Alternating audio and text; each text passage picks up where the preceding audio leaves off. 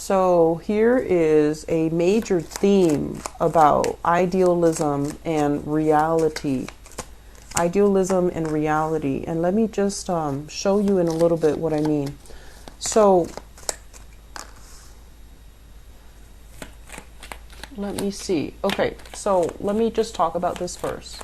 You know, a lot of the times when someone makes you mad, right? Someone makes you really, really upset, you blow over. Like you just blow up at them. And you blow up very often, and then you kind of forget about it. So you don't hold grudges. You don't have that type of, I want to say like memory of past transgressions. You don't have a list of all the times that they have, you know, upset you, all the times they have lied, all the times that they have cheated, all the times that they have slighted you or hurt you or undermined you. Because you don't keep all of those things in, you know, so when you're upset, you blow up and then you get over it. And because you get over it, I feel like the other person kind of takes advantage of the fact that you don't commit these things to memory, and then they repeat the same mistakes. And what that does eventually is that without the memory, without the lessons, without, you know, the knowledge of, okay, this has happened before, and it's happening again, without I want to say slowing down and examining what exactly happened before and why is it happening again. We have to understand cycles in order not to repeat cycles. We have to really understand cycles so then we can break these cycles. And I feel like that's what's happening here. Both of these cards are major karmic cards. Major. So we have here the Five of Pentacles, and I usually look at this in private reading as like a karmic relationship. It can be reversed or, you know, in the upright position, but it usually indicates a really difficult relationship where the two people have gone through some very traumatic experiences together as a couple. And in the reverse, it's like they didn't grow from it. They're both so stubborn that they didn't grow from it. In the upright position, they're growing from it, and the karma is no longer there because they have grown. They have kind of learned the lesson that they were supposed to learn in the process of coming together and working through their relationship issues. But in the reverse position, it indicates to me retrenchment, not learning, refusing to learn, refusing to accommodate, and refusing to put yourself in your partner's shoes and seeing what they're seeing, okay? So I feel like, you know, you guys can be very stubborn, in which you kind of gloss over relationship problems, and you might not be able to see patterns. You might not be able to see, and air signs are really good at this. Aquarius and Geminis, they see patterns all the time. And they like to be able to look at a situation, and they find thrill and excitement in being able to decipher patterns. But in terms of like the way that you deal with things, it's more like, let's start this, let's start that, let's start all of these things, but not being able to really dig deep and figuring out what are some of these patterns. It's like a lot of the times with couples, they fight over the same thing. So one day they could fight about, you know, the oven. The next day they could fight about like the washer. And then next week is like about the dryer. But at the deep foundational level, it's not really about the oven, the washer, or the dryer. It's about something else. It's about somebody not doing the work to maintain these appliances. It's about somebody, you know, being lazy, or it's always like a cover for something else. So I feel like when you and your partner argue, you think it's about this, it's about that, it's about something else. But it's all pointing to the same problem. And you're not really addressing these problems. You're kind of glossing them over, okay? So where I'm going with this Five of Pentacles, this is like not learning, not progressing. With the Six of Pentacles as well, this is a card greatly about generosity, okay? But I also feel in the reverse position, it's almost like wanting to, you know, play savior to another person. Feeling a little bit like pity for the other person and wanting to make yourself like martyr to help the other person, to prop the other person up, to kind of like mend their broken wings, and then hoping that they'll thank us, hoping that they'll appreciate everything, all the sacrifices we've made for that person, and then they'll stay with us and love us forever and ever and ever. So I feel like there is this deep kind of twisted sense of dependency. And I feel like using dependency, using somebody's need as a crutch to allow them to stay, or to, allow them to fall in love with you.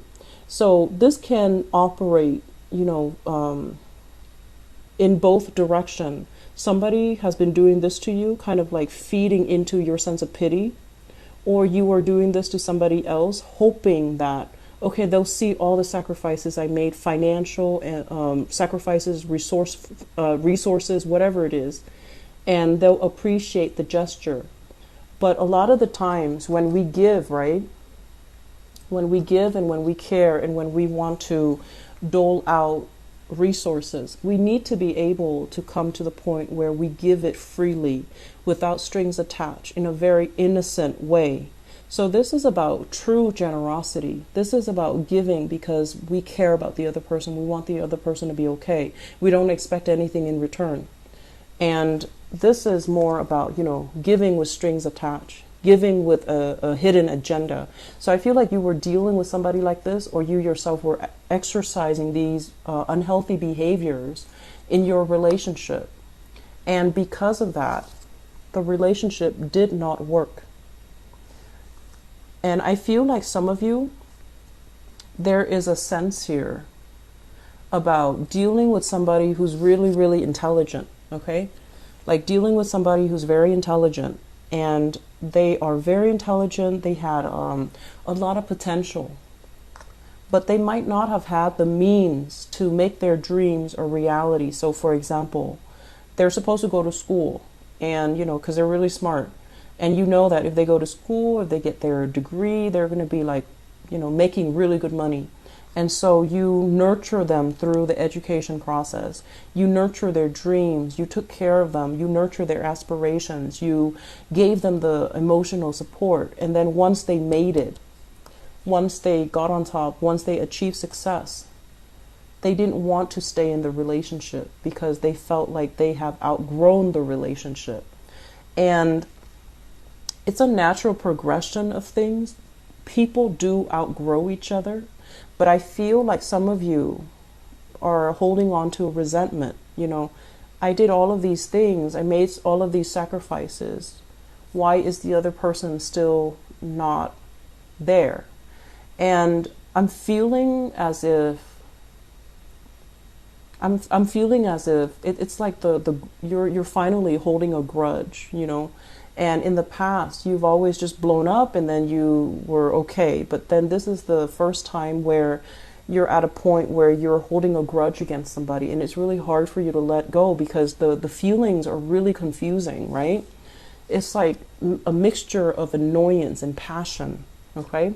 It's a mixture here of loving somebody very unconditionally, loving without strings attached, and wanting the best for the other person. But I feel like the other person might not have the same sense of generosity as you do. So I'm feeling here that the major theme and the major lesson for you guys for this year, because 2018 is a universal number 2 year, it's a very other related year. So it's other oriented. You can't get ahead without, assistance from other people. And it's not easy for you to deal with this because you're so independent. You don't need other people, and you've never had to rely on other people. You structure and design your life in a way where you can come and go as you please without having to cater to another person, unless you love them, and then you don't mind, right? So I feel like because the year is coming in, it's going to force you to confront some of these deep-rooted patterns that you have when it comes to relationships, okay? Where you might have, I want to say, like, this is your energy here, with the Page of Wands in the reverse. Okay, this is like excitedly looking at a situation, almost like giving somebody, care. Like this is like putting somebody on a pedestal. Really starry-eyed and smitten by another person, and putting them on a pedestal, thinking that they're God, thinking that they can do no wrong, thinking that they're the best thing in the world. In the meantime, the characters that you imbue to them, it's a very, it's not like an accurate assessment. Because, first of all, we all make mistakes. We are all fallible. We are all fallible.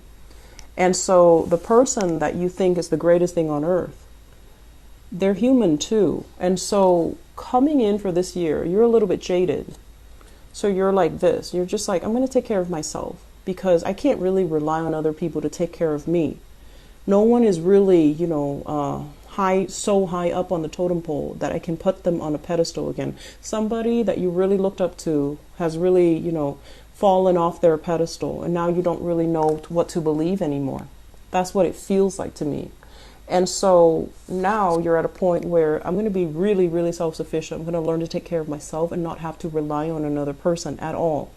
And emotionally, you still yearn for that connection, that relationship that makes you feel safe and secure and make you feel that, infatuation or puppy love again. But you're a lot less starry-eyed. You're a lot less naive. And you're at a point here where I need to take care of myself first before I even take care of the other person. So I feel like you're holding back your energy. You're pulling it back. And you do just enough to help them, but you're going to take a little bit more of a receptive role and wait for them to come to you if they need assistance, if they need help, if they want to be with you even.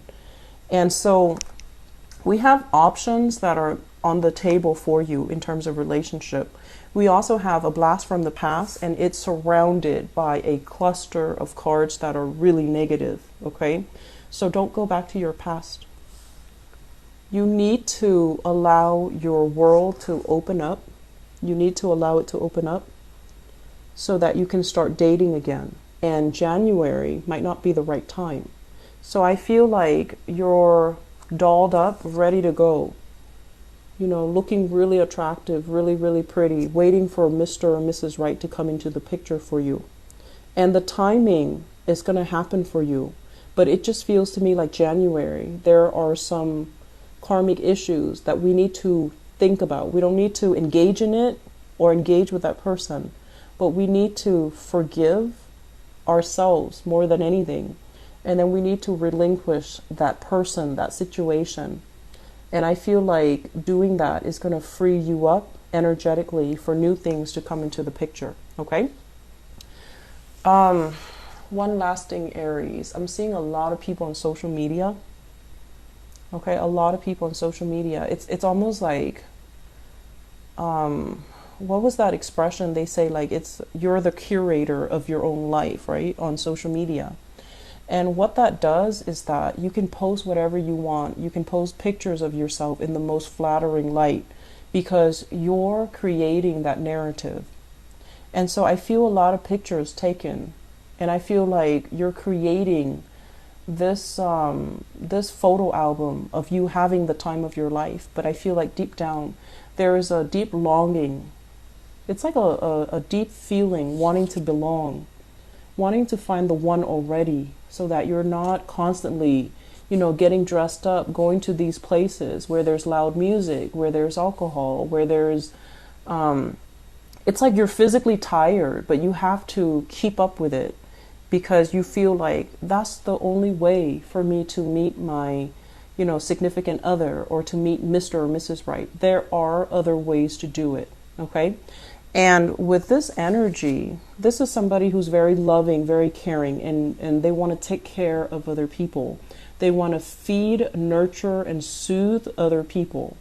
If there's a way for you to give back, like in terms of community service, I feel like that might be a better way for you to meet people, because I feel like some of you are physically very tired of having to go through the charade, going to the bar, going to the club, meeting people in a very conventional manner, having to drive home after a few drinks and feeling scared and nervous about getting pulled over.